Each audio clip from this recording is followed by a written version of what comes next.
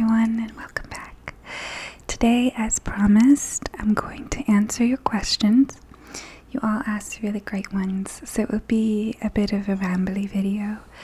And I'm just going to answer them one by one, so in the order, somewhat of the order that they were asked. So the first one is from Anthony Crane. He asked, how did you get so interested in learning and knowledge? And that, I think, began with my interest in people and my interest in hearing their stories and understanding them, which began when I was very little. And I think it actually began with an urge to preserve and to capture. Those were the two things that really brought me to learning and to books and to reading and discovering things, which was always around this idea that life was fleeting, and that bothered me. And so knowledge is preserved and it's passed down, and I think that really was something that attracted me to it. When I was a girl, I was very lonely. I didn't have a lot of friends. My teachers would always go to my mother and say, oh, she doesn't have any friends. We're a bit worried about her. And I think that made me very sad, but at the same time I learned to deal with it, and I think I really enjoyed my alone time. Now I'm a very social person and I love being around people, so I think I was always a social person. I was just in a social situation where I didn't fit in the school that I was at. But I lived in the woods. We lived in a very rural town, and we lived on several acres of woods. And so we'd have our little backyard, and then there were trails through the woods. And then the New England woods, which I always found to be a bit terrifying. They're very dark woods. They have a lot of pine trees, and they were a lot of just trees that would look like other things, like witches and things like that. So that this landscape I lived in was a very imaginative landscape. And for those who are wondering about fairies and fairy videos, I really did, as a girl, believe in fairies 100% because I lived in that place. And it just felt like there was so much mystery in that landscape. And I would just spend every day in the woods. There was a hill in the woods that I called like a hollow hill, because it really was like a hollow hill. And I would sit there and I would stare up at the sky that was perfectly round because of the way that the trees didn't grow on the hill, right? They didn't grow on top of the hill. There was just this hill in the woods, went up like that, and the trees were around it. And I would sit there and I would have my notebook. And this is when I was about 8 or 9, I would say. And I would have my notebook and I would write all I could about the landscape that I was surrounded by. And so I was always interested in how to capture the beautiful parts of life, because I found life to be so pretty, right? I was always amazed by the trees, and I was amazed about the sun hitting, the rock or the water. And I was amazed by people too. There were certain people that I just loved, and I wanted to capture them. I wanted to keep them. There was a sense in me always that things were going away, and they were going away too fast. And that might have to do, I think, probably with my grandmother, who was my only friend, because I was so lonely. She was really my only friend. And I would talk to her all the time on the phone, and whenever I'd see her, I'd just be so happy. You know those people that you just love so much that just being around them is everything to you. That was my grandmother. She was my best friend. To this day, I really can't talk about her without tearing up. And I don't really know why. It's almost as if my body remembers the sorrow of losing her in a way that my mind can't. Like even now, I'm kind of tearing up just talking about her, because that was just a great loss to me. But she died when I was 8 of ALS, so I kind of watched her fall apart. She couldn't talk anymore. She would write me messages in the sand. But what I had always done for her is I had written her stories. She loved when I wrote stories. So, sorry, I'm getting all emotional. My grandmother is a key to a lot of my life. She got married when she was 20 and had 4 kids in quick succession right after. And I ended up doing that. I ended up having my first baby at 20. I think in a lot of ways I just lived my life in her shadow, or not a shadow, but I loved her so much that I began to emulate her in my life to some extent. I read her stories, and that was, what I did, and she loved them, and so it was always, writing was really important to me. She would write, messages to me in the sand at the beach, because she couldn't talk anymore. Her mouth had lost muscles. So she died, and I was devastated. I never got over it. You can see. Right, sorry, I need to collect myself. What's so odd to me about this, and about just the way the body stores emotions, is I don't really remember her. It was so long ago. I don't remember her voice. I barely remember what she looks like. I don't have a whole lot of memories of her, but my body remembers the sadness. And it can bring it on instantly. I just don't get it. I guess how the body holds and stores in the past is just, it's wild how it does that, The past is just inside us, even if we don't have words for the past. It's there. I think somebody asked me in the questions why I was so drawn to the ephemeral, or to the ineffable, or to things that are ambiguous or hard to state. And I think it's because our lives are that way. And it comes back to knowledge and preservation. Life is over so quick. Time passes so fast, right? And knowledge is an attempt to slow it down, to me. Knowledge is an attempt to just say, let's stop and look at this one thing for a really long time. Or let's write this down so we don't forget it. And books, to me, when I write, it's always been a way to go back to a place. Like, if I can go back to that, it's like the one part of life where you can literally return and you can relive something if you write it down. If you take a picture of it, right? It's all about preservation to me. Knowledge has always been. And so when she died, I think it just really opened up this need to capture people and to keep them here. And the way I did that was through writing. I would watch people that I admired in school, and I would write about them. And I would write about people, and I would write about books that I liked. And there was just so much permanence in it. But at the same time, it was amazing how writing would oftentimes be totally different than the thing I was trying to capture. And so as you're trying to capture something, you're actually creating something entirely new. And so that was fascinating about things as well. But I think knowledge is just this constant attempt to make the ambiguous, to capture the present, to revisit the past, and to imagine the future. And those are always the things that I have been interested in, revisit the past, capture the present, and imagine the future. Those are what knowledge does. And that just helps us understand what it is, because again, there is so much stored in us for which there are no words, and for which we could spend our entire lives trying to give words to. I have this one vision, and I haven't decided if it's a memory or what it is. And I've always had it. I'll get this like flood. It's almost like an image of a street with these trees.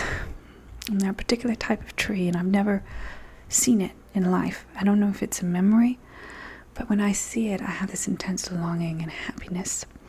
And that's what I mean. I think our minds are so full of things and images and fleeting moments and so on and so forth that I just want to understand them. I want to get to what they are. And so for me, I've always wanted to be able to write that place into existence, write that place that's in my mind, that's out of words, not out of it's not articulated. I want to get it into words, and that's always been writing for me. And I think very few authors ever really succeed at that, but we all are giving it our best shot. And that's why I love books. The books that really do it, they really capture something real and feel like they capture what it is to be alive, or like Fever Dream, which I just did a video on, are just so transformative to me. So, yeah. The next question, how did you get into ASMR as a viewer and listener? and what channels are an inspiration to you? So, for me, I actually got ASMR first from books, which is a bit weird because it doesn't sound like anything. But I would get this ASMR response anytime I read something about people putting on makeup or having makeovers. So as a girl, I read a lot of Meg Cabot, like the Princess Diaries, and they were always doing makeup, and they were always doing makeovers. And there was a book called Princess Lessons that was all about etiquette and all that, and for some reason that really just calmed me down.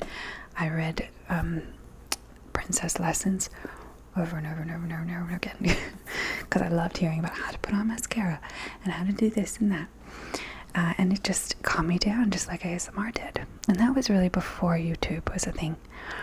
When YouTube came to be, I first found ASMR through Purse Buzz, who was like a makeup person.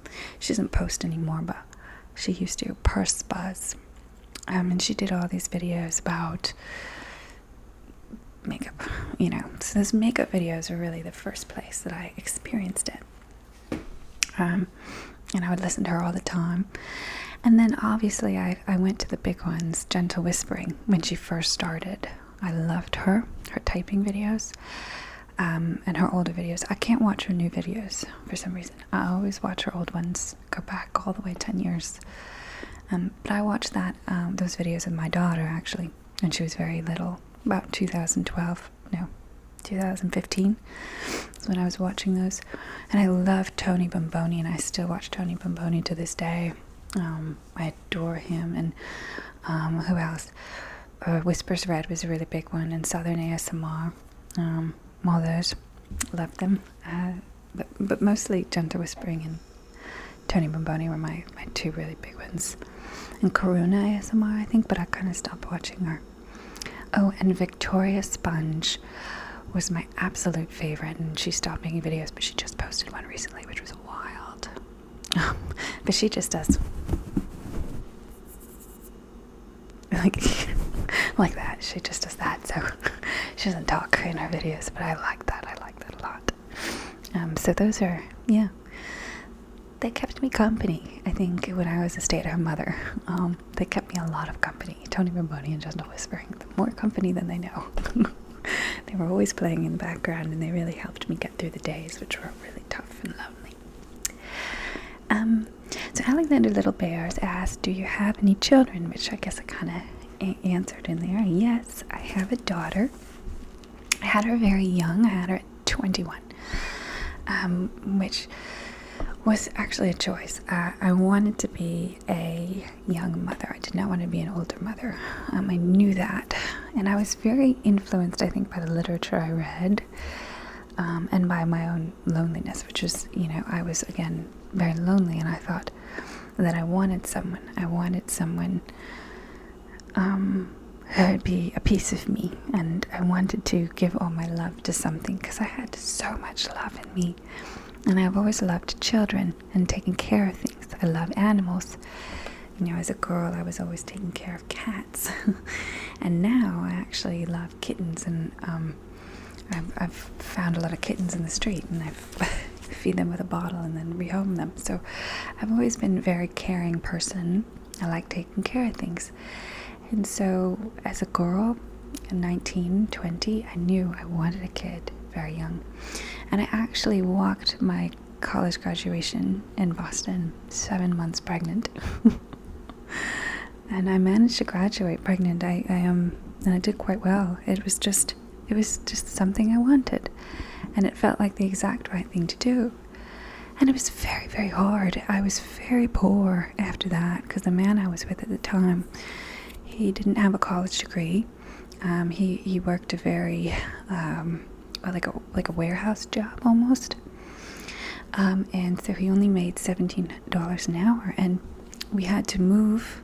I didn't believe in myself at that time. I think a lot of it had to do with the relationship I was in. It wasn't a good relationship. He was an alcoholic. He was always drunk. One time he actually locked me out of the house when I was pregnant in a blizzard. and passed out, and I couldn't get in. I had to climb the fire escape to the 6th floor and go in the window. I was really pregnant at the time, and that didn't process as a sign that this was a bad thing in my mind. I just kind of went with it. I didn't think that the world had much to offer me. I was willing to struggle, and I was willing to suffer, and it never occurred to me that I could get out of it. But writing actually helped me get out of it, but I'll go into that later. It was kind of writing, and going to graduate school for writing was what got me out, because when I was a stay-at-home mother with my daughter, I was writing all the time. I would get up at 5 in the morning before she woke up, and I would write my books at this little green desk by the window, and the view from the window is an abandoned factory next to us, and then a train bridge and a river, and on the other side of the train bridge was the nice side of town, with the houses. There were houses. I lived on the side of the town with the apartments, and that was the houses. And so I looked over and I could see the lights of the houses, and I would just think to myself, I really want one of those.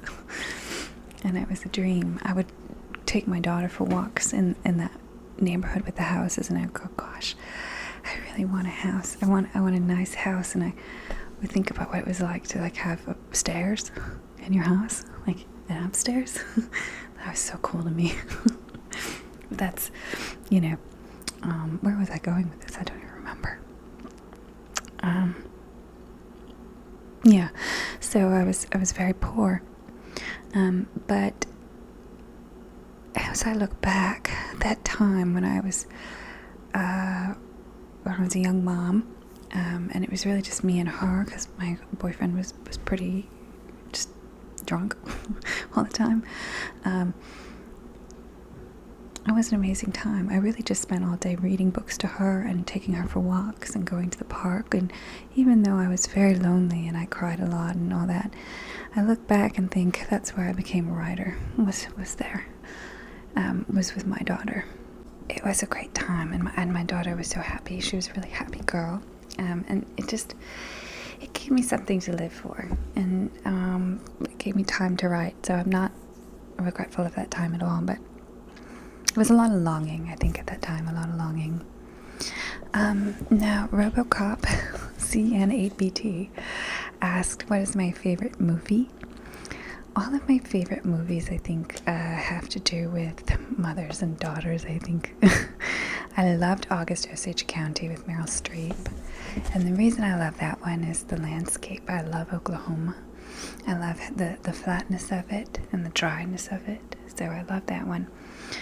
And then I love Steel Magnolias. It's one of my favorites. Oh, I just love the matriarchs in that. I love movies about Southern matriarchs. I always have. About women and their relationships. It might be because I've always struggled to have female relationships. And that's been one of the things that's I've always wanted to work on. The good female friends I have, they are extraordinary friends. They're like sisters to me, but I only have one or two. And I've never had big, large groups of friends, So it's been more of a, I'll have one or two really close relationships with women. But I've always loved watching movies about older women who have this just so much of life behind them. And they have so much knowledge. So August Osage County is like that. In terms of endearment is like that. I actually love Shirley MacLaine in terms of endearment, and Shirley MacLaine in Steel Magnolias. So I might just love Shirley MacLaine. Very possible. She might be my favorite actress. I also love Fly Away Home. That movie is still amazing. I loved watching it with my daughter. The story of the girl after her mother dies. She lives with her father and helps raise these baby Canadian geese.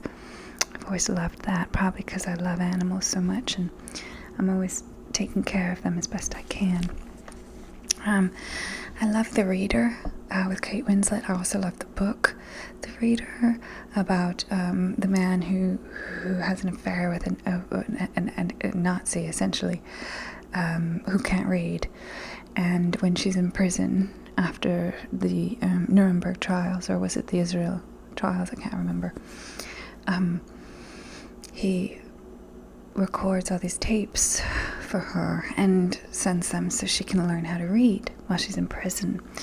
And I love that book, and I love that movie, because it just showed the power of love and the power of doing things for people even when they have done terrible things.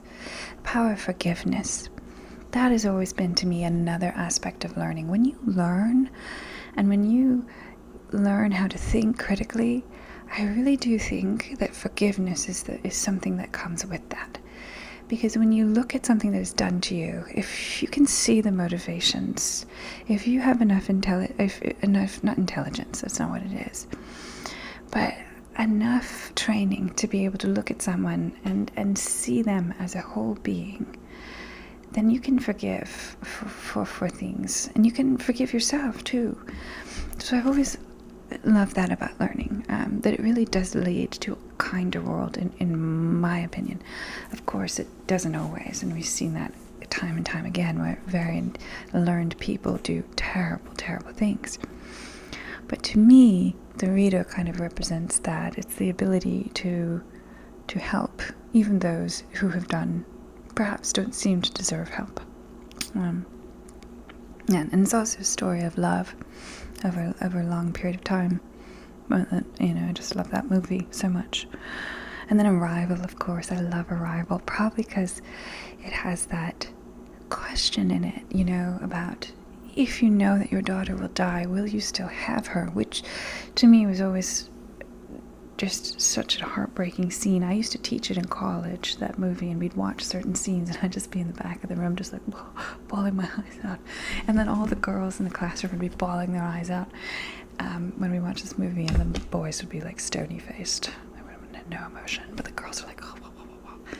It's just funny to me. But yeah, I love Arrival. I love the theory of the language, of language affecting the way your brain can perceive time, as ridiculous as it is. I thought it was amazing. And these beasts that came, even though they were so strange looking, they had so much love in their language. So I just loved that movie so much. The way it mixed sci-fi with personal life, with the life of one woman, really fascinated me, and I loved it. It dealt with the political and the personal, which is sometimes really hard to deal with both at the same time. So I love that. Bored Alice asked me, what is your vice or guilty pleasure? My biggest vice, I think, is probably sugar. I eat a lot of chocolate. I think maybe a pound a day. It's got to be 5 or 10, maybe 10 pounds of chocolate a day. Constantly eating chocolate. And the sad thing is, I'm always to my daughter, don't eat that. And then I'm shoveling it in my face while I'm saying it. So it's been a personal journey for me with sugar. And I've gotten to the point where I'm like, who cares? I eat sugar by the pound. This is life. This is life. Who cares? And that's really my main vice. I've always had eating problems. When I was a girl, I wouldn't eat. I was just no eating. I was terrified of gaining weight. Sometimes I would cry when I ate. It was a whole thing. And then having a baby actually really helped with that. That is when my eating problems really went away. It's almost as like I stopped seeing my body as something to be looked at, and I really became more interested in her. And so I lost a lot of that obsession with my own body, but I still have the eating problems come up. If I feel even slightly like I've eaten too much, I still feel this disgusting feeling in my body, it's shame. I feel shame when I eat, I think is what it is. I feel terrible shame around eating. So for me, the sugar is part of that, I think. I really, that's probably my biggest guilty pleasure, is that. But then Odin191 asked, how do I read so much and so many different kinds of books? So I read a lot because I'm a teacher, so I read for work. I think that's one thing. I also read a lot because I love it, and you make time for what you love. I think So every time before bed, I'm excited to go to my books, and I have billions of them. One of my guilty pleasures is also just buying books. I buy all my books. I don't take them out from the library. So it's where my money goes is books. And I'm just billions of them. One day I'll do a library tour, but a lot of my books are in my classroom. I put all of them in my classroom. So I actually don't have a lot of books at home. I have a tiny apartment, and if I had all my books at home, there'd be no place for me. There'd just be me and my books and nothing else. So they're in my classroom, and I'm not super comfortable filming in my classroom. So I have to figure out a way to do that, because I know a couple people asked for a tour of my library, and I just have to figure out how to do that. But yeah, that's how I read so much. And I read a lot of different kinds of books because everything interests me, and I don't know why, but like literally everything interests me. I see an opportunity for a story in literally everything I read. So I could be reading a book like this book I'm reading now, which is about this barge. It's nonfiction. I forget what it's called. Is it over? I don't know where it is. I'll do a what I'm reading video soon. Just a quick one, and I'll show you. But it's a book about a barge that's going over a course of, I think, 40 years, and it's how the economy and the shifts in economy are represented in the way that this barge changes. Like, it's the different people who lease the barge for different projects. You can see how it starts one way, and then I think it ends up as a prison boat, and it shows like this kind of descent into mass incarceration on an economic, like, mass scale, which is really fascinating. So I'm reading that one, and I just like everything because I love language, I love reading, and I just love how words sound on the page. It's always been a great love of mine. Yeah, and I love writing too, so I actually get inspiration for my own writing in everything I read. So Bibblesworth asked, favorite books of all time. The most important book to me as a child was probably The World According to Garp by John Irving. Now, when I say as a child, I mean 15, 14. That was when my parents got divorced, and that was the first time I think I really realized that things can go wrong, and bad things can happen to me. It was even more shocking, I think, than my grandmother's death. Death I understood, people die, but divorce was shocking to me, that my dad would move out and not live with us. That was just, I couldn't understand it.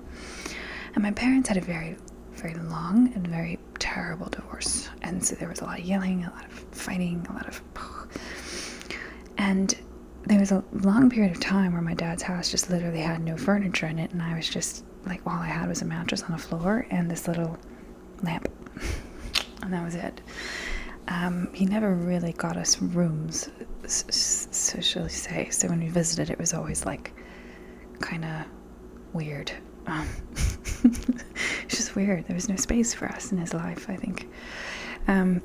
But during that divorce, it was a hard time in my life. I started doing strange things and acting weird, but I was reading constantly. And I remember discovering The World According to Garp and being amazed, reading that book in like a day, sitting on a mattress by this bare lamp, just reading it instead of spending time with my father and my brother, just isolating with books.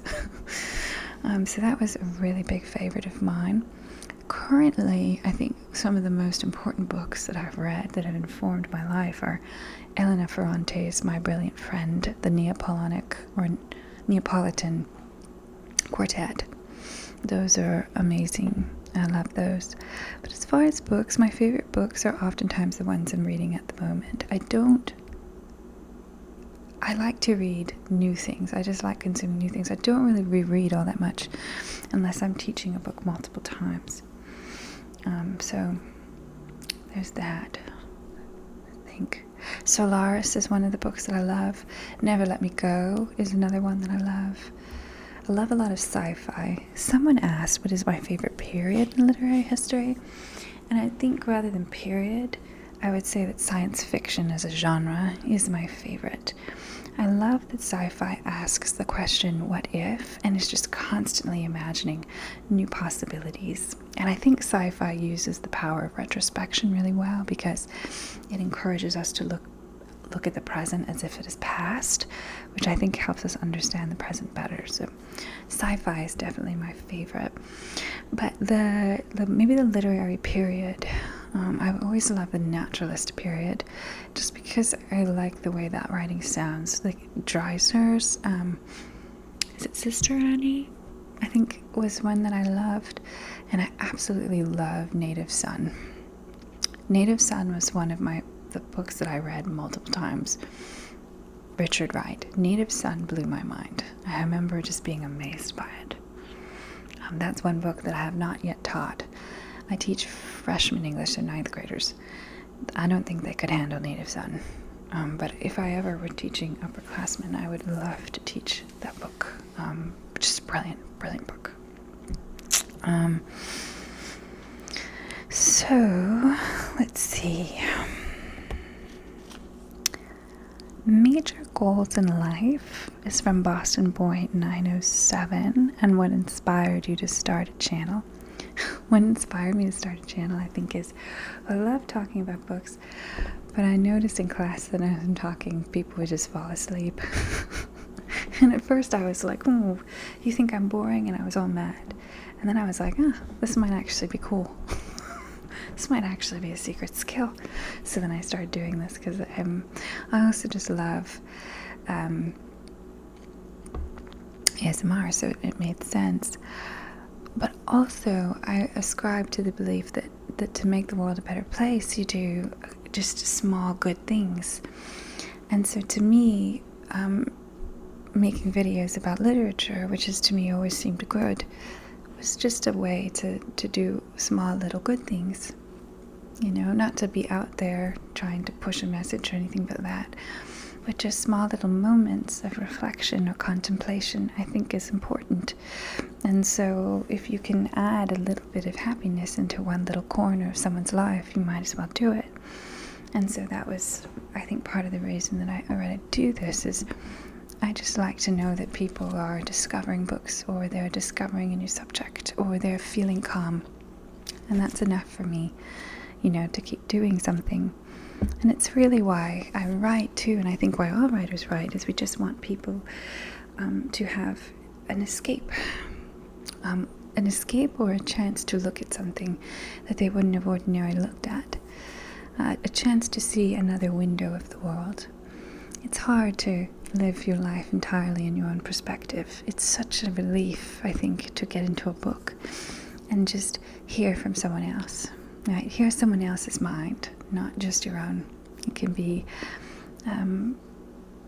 really calming and so beneficial to know that you're not alone. So that's what I think writing has done for me and reading has done for me. And it's really helped me understand the world, and in any way I can see your world or help you understand yours, I would love to be there for that. So that's why I started it. Major goals in life, I really want to publish a book, and I really want to buy a house. Those are my two major goals. I don't want to be in an apartment anymore, and I really want to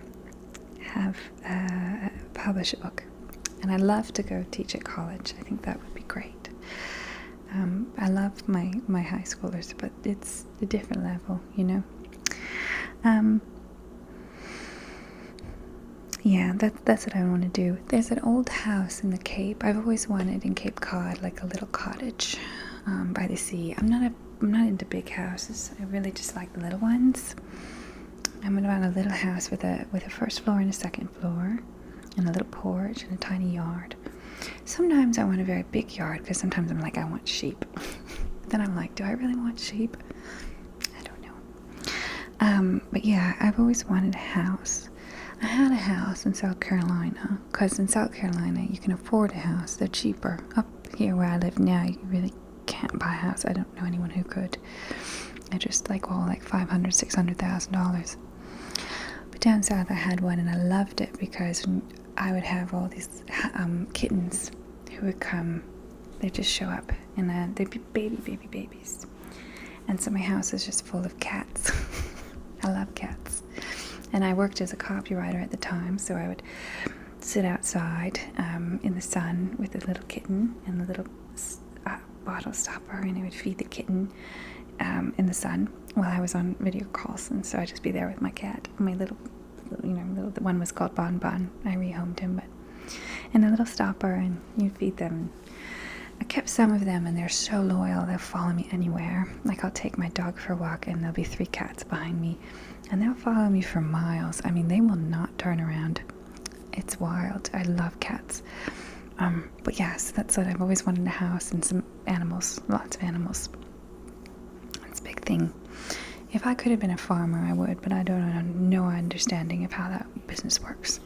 No understanding. Yeah.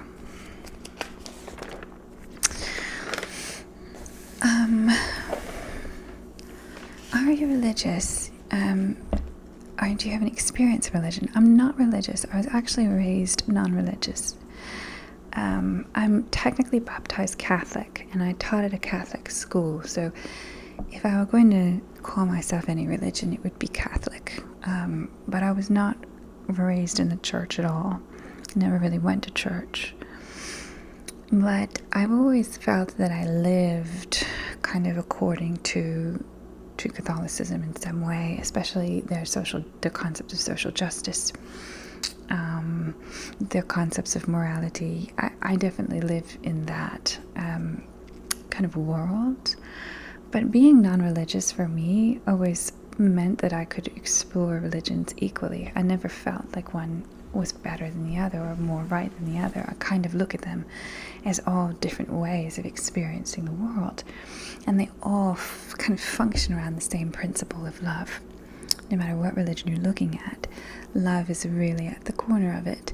Love, understanding, preservation, all of those different impulses that were very much in me as a child are in religion. So I've always admired religion. I've also admired the routine of it, the tradition of it. So I've always studied them happily, and all of them I think are fascinating. It's kind of like Life of Pi. Pi in the book wants to be a practicing Muslim, practicing Hindu, and practicing Christian at the same time, and all the religious leaders are like, you can't do that, you have to pick one. And he's like, well, why do I have to pick one? They all work. So that's kind of how I've always felt about religion. It's beautiful. It's so foundational for literature. It's just a way that people use to slow down life, to make life make sense, and to get along with each other and to love each other. So that's how I feel about it. Katie asked, how do you do your nails? I do them myself. I've actually only had my nails done once because it's just so expensive, so I just literally paint them. I just paint them or glue them on. But yeah, I do them by myself, and they don't last long. They last like a couple days. I actually take them off, the long ones, pretty much right away because I play piano, and you can't play piano with the long nails because it makes your fingers flat like that, and you want to have your fingers like this. So I usually take off the long ones. Also can't type with them, but I like them. I think they're pretty, so I'll put them on for special occasions, but they don't last long. How do I pick my topics? Keitu asked that, and Gabrielle Holston asked that. How do you pick topics? It really is quite random. It's whatever I stumble upon that I find interesting. So like the art theft one, I went to the Isabella Garden Museum and I was like, oh, that's cool. I might read about it in a book, like Fever Dream. I just read the book and I said, oh, that's cool. But really it's about what books I find. Books are just everywhere, and they're also fascinating, and they all have little pieces in them. So that's how I find them. Sometimes I'll respond to what's going on. I've thought about making a video about MS-13 because I studied that in college, in my master's program, particularly the Salvadoran Civil War. So I've thought about doing that one. I might do that one next, but they involve a lot of research, hours, sometimes 6-7 hours of research and reading. So they're a lot of work, but I do love them because I learn so much, and I end up coming up with like a different writing based on what I learned. So I love it. Okay, so what type of accent do you have? A lot of people ask me this, and I have my whole life. People don't know, and I don't know. I think it's because I grew up with a family that had Boston accents, but not everyone. So half of it had Boston accents and half of it didn't. So I kind of got like a weird version of that. And then as I moved to the South when I was about 23, and I lived there for 10 years, and everyone there that I knew had a very thick Southern accent. So I started picking up a Southern accent down there. But my whole life I've been very sensitive to accents, and if you speak with one, I will pick it up.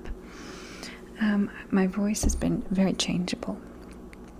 So if I talk to my friend at home in South Carolina and they have an accent, I'll have a bit of a Southern lilt for like 2 hours and then it'll go away. It's very weird. But also, as a kid, as a girl, I loved acting, and I was in a lot of plays. And my director was very old-fashioned. He had worked on Broadway, and he knew people like Katharine Hepburn and stuff like that. So I think he kind of instilled in me, when you're performing, you speak like this. And the characters I would play were very much like old-style characters, and like Noel Coward plays and things like that. So performance voice to me always like this. It was very old Hollywood, I think, just because the director that I had for those formative years came from old Hollywood. So he came from that world. He was much older. He retired, I think, right after I graduated from high school. So yeah, and everyone's kind of told me, I have a friend who laughs and it's like, you sound like Katharine Hepburn, you know. I've just always kind of talked that way, and I don't know. I think talking is pretty. It's an art form in itself, so you ought to have a nice lilt, or you might pay attention to what you're saying. You pay attention to the words. It's like Christopher Ricks. I took a class with him, Sir Christopher Ricks is a literary theorist, and he was all about how poetry feels in your mouth. How do words feel in your mouth? And actors are very concerned with that when they do accents. They're like, okay, where are the words in your mouth? And so I do pay attention to that, and when I talk, I'm very aware of the words and how they sound and how they come out. And so that's kind of, I think, how my voice sounds, maybe. And that's why it's kind of unstable, because I'm constantly thinking about and talking to people with different accents. But when I was in college, for some reason, when people encountered me, they always thought I was from the Midwest. I don't know why, but that's what they said. Like I sounded like I was from the Midwest. But I think it's just, I lived in so many different regions and so many areas with different dialects, like inner city Boston, and then Connecticut, and then Georgia, and then South Carolina, that I just picked up this very weird way of speaking as a result. That's what I love about speaking, is it really is, the way you speak is so much like just a giant compendium, or but yeah, maybe of your past. You know, the way you speak is so much learned by everyone you've talked to, and every bit of media you've consumed. It's just kind of all come together to create you and your voice. So that's why I love ASMR too, because I love voices. Everyone's voice is so unique and beautiful in its own way. Desert Island Pigs from George Smith. The book I would take is probably an Elena Ferrante book. I'd probably take one of the Brilliant Friend books, probably A Story of a New Name, with me because her writing to me is the most beautiful. And it's also not just her, it's the translator, Anna Goldstein. I love her. All of her translations. I will read anything she translates.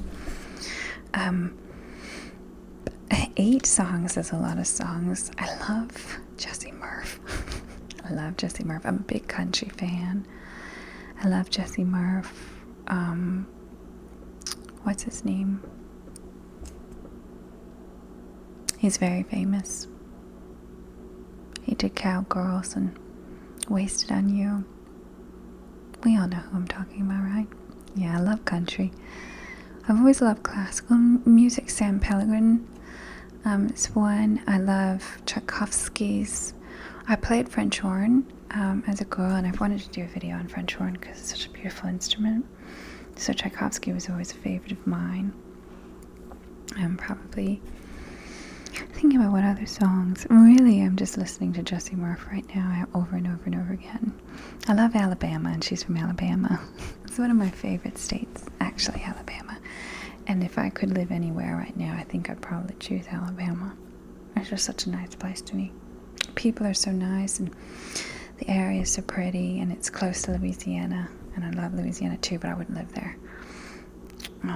Weather's really, really gnarly down there. But yeah, Alabama, I think. Birmingham. I think a dream job for me would be the University of Birmingham. Probably. But anyway. A luxury item. I don't really like luxury items. I don't really know what that means. What's a luxury item? I don't know. Like really soft jammies? I don't know what that is. Taylor Moss asked, what topic can you talk about forever? What's your passion or special interest? And then asked if I would do another video on fairies. And I think actually fairies is something that I can talk about forever. Fairies and mythology. When I was a girl, I was, again, very lonely, and I lived in the woods, and I really believed in fairies. I can't remember if I told you this. And I went to this little hollow hill, right, that I really thought was a hollow hill, and I would leave milk out for fairies every night. Like, I really thought they were real. Never saw one, but I was convinced that they were real. I think there was always a little part of me that wanted to believe in things, but maybe a religious tendency, but I just wasn't in for organized religion. I really did believe in fairies and fairy stories. I believed in them, and I wanted so badly. I just believed that the woods was alive in a way. And I think the woods is alive. I think that impulse was right. And I will do a video eventually on the way that trees communicate, because I find it fascinating how they communicate through their root systems to each other, and they support each other. So that will be coming. But I think I really could just talk about magic for hours. I love children's books. Miss Rumphius is one of my favorites. It's a story of this old woman who lives her life traveling and all of that stuff, and then she finally grows old and buys her house by the sea, which is something I want to do. My little cottage by the sea. And the whole book is about how you ought to do something to make the world more beautiful. That's the point of life, is you need to create something to make the world more beautiful. And so she would plant lupines. And so that's why I think I can talk about stories all the time, is because they make the world more beautiful. And yeah, so I will do another video on fairies. I love how they capture the magic of the world, but also the terror of the world, because it is both things. Lindy Hop with Liz, when did you realize you could become a creator, and what is an unexpected challenging aspect of the work you do? I realized I could become a creator when I did a video. There was one video I did, I think it was the Egypt video, that just actually people watched, and I realized that people really do want content that makes them think.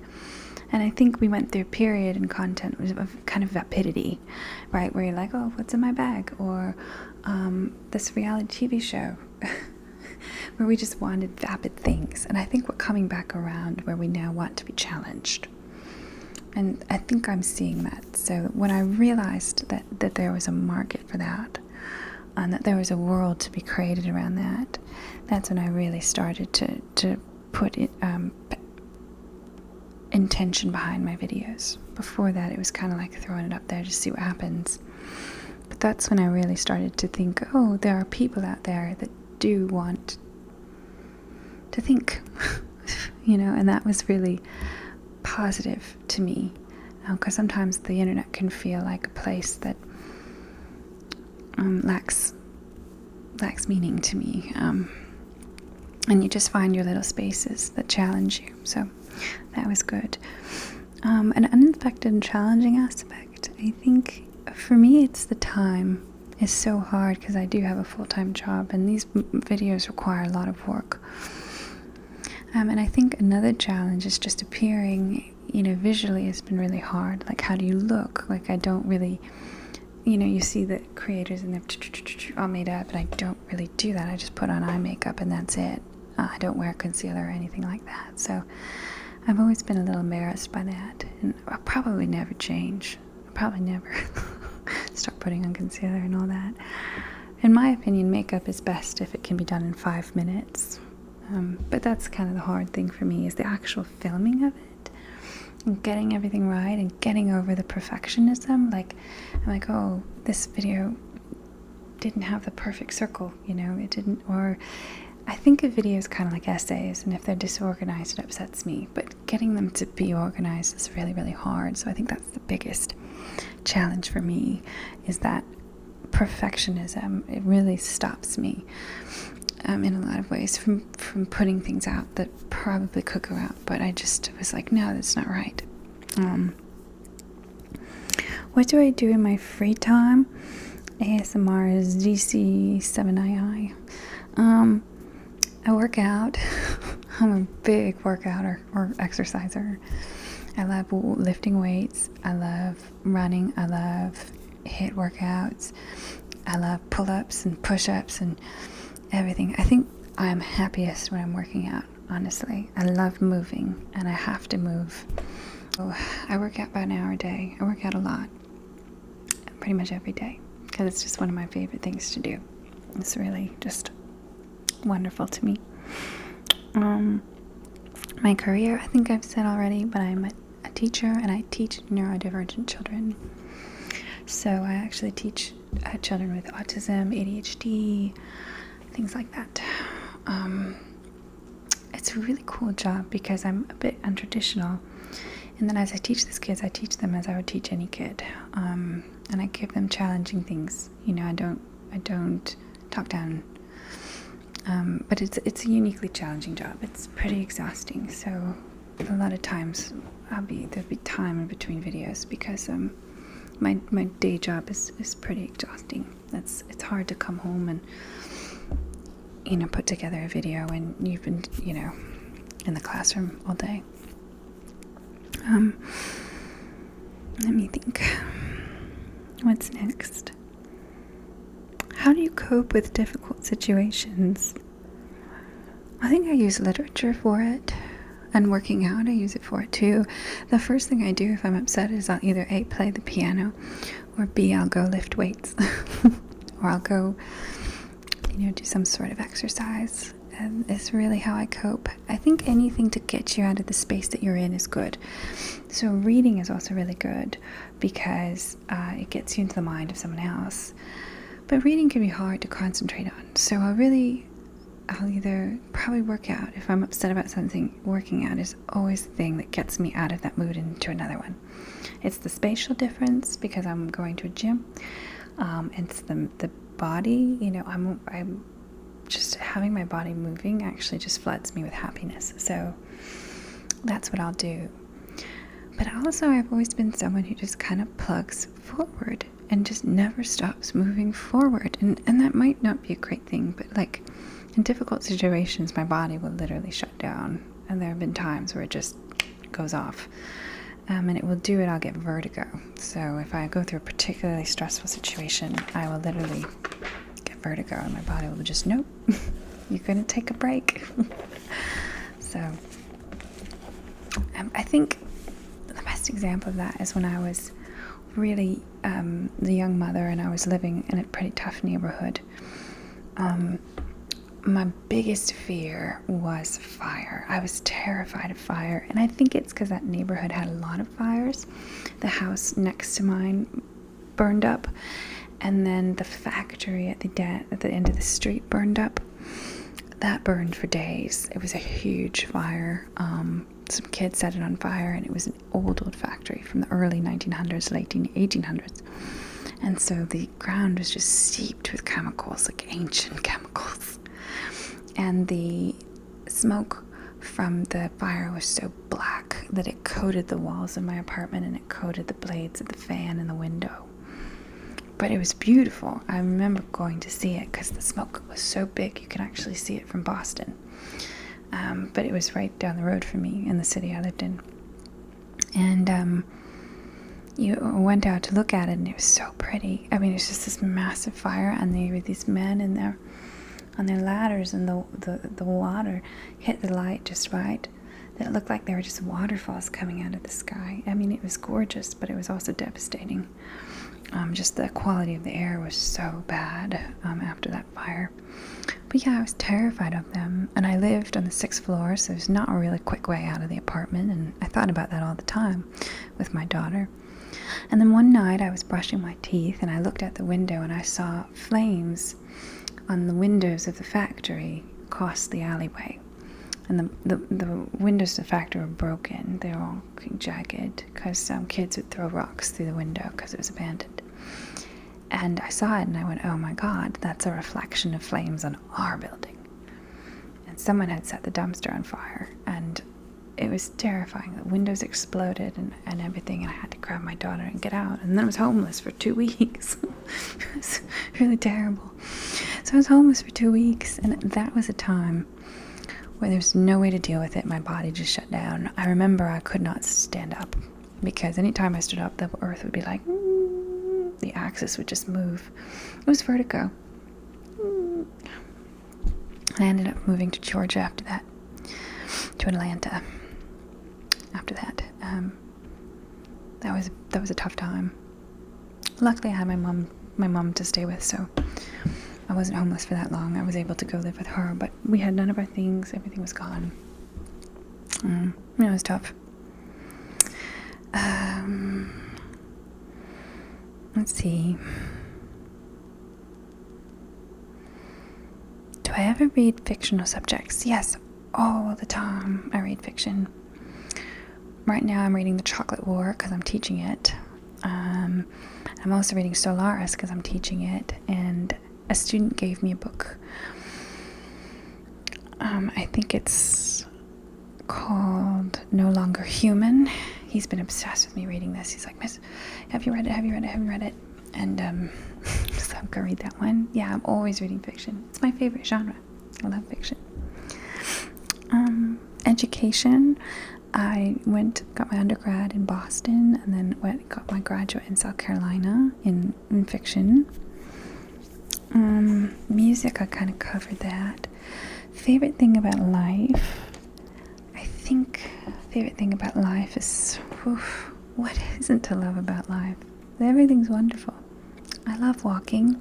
When I think about fondest memories, it's usually me walking through something. Walking through cities is my favorite thing to do. I love walking through cities, just walking. And if I could find someone who would be willing to walk 4 hours through a city without doing anything but walking, that would be perfect. Yeah, I love walking. But unfavorite thing about life, there really isn't for me any favorite thing. There is this meditation exercise that a coworker asked me to do. He was like, you want to write down 10 things you love and 10 things you've hated about your life. So 10 things you've loved and 10 things you've hated, moments that you hated that you never want to go back to. And the strangest thing was, I wrote down all the 10 things that I wanted to go back to. And the 10 things I hated, I couldn't think of any. Even the terrible things like the fire. I thought to myself, well, actually, the fire was wonderful because my daughter was so young, I could hold her. So would I want to go back to that time? Yeah. I was just standing on the side of the road watching my house burn down, holding my daughter, and I was so happy to be holding my daughter that I would go back to that moment in a second. Or I think about other terrible moments. Can't really think. It's like I can't think of any. My life has been so wonderful, and even the hard moments are wonderful. Like there was a shooting. I remember at the park where I would go to with my daughter. There was a shooting, and it was very scary. But afterwards, they put this bicycle cop in to the park, and so that's a terrible thing. But the bicycle cop was so nice, and I remember he'd just be playing basketball with the children all day after school. That's what he was there for. He was there on his bicycle, going around the park, and he was just the nicest man. And he'd just be shooting baskets with these kids, and he became kind of like a coach to these kids. He was a cop in this neighborhood that was very violent and dangerous, and it was just so beautiful. Even in that violence and that danger and that tragedy of the shooting where a child shot another child, out of that came this community, and just all these children always playing. And when I was lonely in Georgia, or I was lonely, and I didn't have any friends, there were always people there. Always. There were these kids that my daughter would play with who were just wonderful. And every terrible moment that I can think of has such wonderful aspects to it. So, what do I love about life? Everything, I think. There's nothing I don't love. Everything, because things are happening. And I think the thing about life that I love is that time passes. And as time passes, you learn, you change, and newness comes into your life. So I guess the thing I love about life is newness. I love exploring. I love finding new things. And I love that there is no end to what you can find and what you can learn, and to people that you can love. So I think that's what I love about life. And that's a good question to end on, I think, because it's a good way to end, which is that what I love about life is there's no end to the possibility, and there's no end to the connections that you can make. And I see this as just one wonderful connection that I've made with people who are curious, and people who are kind, and people who are supportive. So thank you again so much for being here. I hope I answered everything. I tried to. And I will see you again soon with a video exploring a new subject. All right. Thank you so much. Bye, everyone.